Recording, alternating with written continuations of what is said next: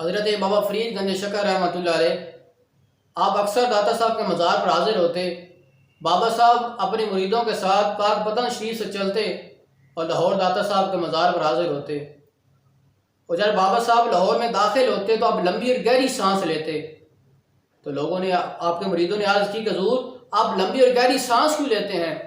تو بابا صاحب نے فرمایا اس لیے کہ جب میں لاہور میں داخل ہوتا ہوں تو لاہور کی فضاؤں میں مجھے جنت کی خوشبو آتی ہے، اور جب بابا صاحب داتا صاحب کے مزار کے قریب پہنچتے تو پھر اپنے قدموں کے ساتھ نہیں چلتے بلکہ اپنے گھٹنے زمین پر رکھ دیتے اور گھٹنوں کے ساتھ چلتے۔ تو مریدوں نے اس کی وجہ پوچھی کہ حضور اس کی کیا وجہ ہے کہ آپ اپنے قدموں کے ساتھ کیوں نہیں چلتے؟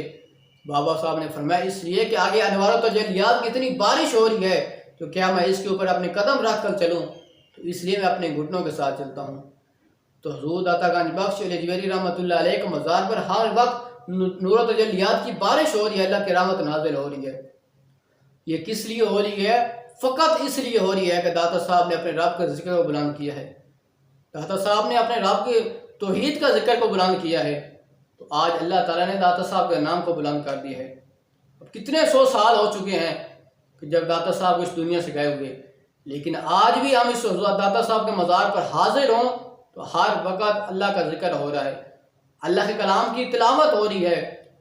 اب جو داتا حضور رحمۃ اللہ علیہ کا عرس مبارک آنے والا ہے، یہ 978واں سال ہو چکے ہیں کہ داتا صاحب اس دنیا سے گئے ہوئے، لیکن آج بھی جائیں تو یہ نہیں محسوس ہوتا کہ داتا صاحب کو کتنے سو سال ہو چکے ہیں، لیکن ہر وقت اللہ کا ذکر ہو رہا ہے وہاں پر، فقط اس لیے کہ داتا صاحب نے اپنے پوری زندگی اپنے رب کے راستے میں گزار دی، اپنے رب کے یاد میں گزار دی پوری زندگی۔ تو آج ہمارے اس معاشرے کے اندر بے علم جاہل قسم کے لوگ، جن کا معاشرے کے، جن کا شریعت مصطفیٰ صلی اللہ علیہ وسلم سے دور دور تک کوئی ناطہ نہیں ہے، وہ فقیری کا دعویٰ کر کے بیٹھتے ہیں، وہ پیر بن کر بیٹھے ہوئے ہیں، جھوٹی پیری کا دعویٰ کرتے ہیں۔ حضور داتا گنج بخش علیہ جویری رحمۃ اللہ علیہ کشف الموجود میں فرماتے ہیں، آپ فرماتے ہیں کہ بغیر علم کے جو فقیری کا دعویٰ کرتا ہے وہ اس طرح ہے کہ جس طرح ایک بیل کنویں کے گرد گھومتا ہے پانی نکالنے کے لیے۔ اب وہ ایک بیل کنویں کے گرد گھوم رہا ہے پانی نکالنے کے لیے، لیکن اس کی کوئی منزل نہیں ہے۔ اسی طرح جو بغیر علم کے فقیری کا دعویٰ کرے گا اس کی بھی کوئی منزل نہیں ہے۔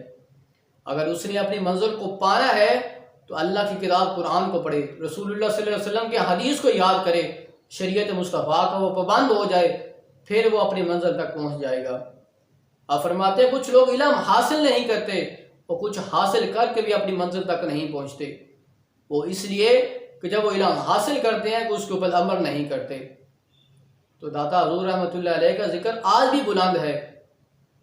لاڈ صاحب برطانیہ کہتا ہے کہ داتا صاحب کی قبر کو میں نے عجیب دیکھا ہے کہ یہ ہے تو قبر لیکن لوگوں کے دلوں کے اوپر راج کرتی ہے۔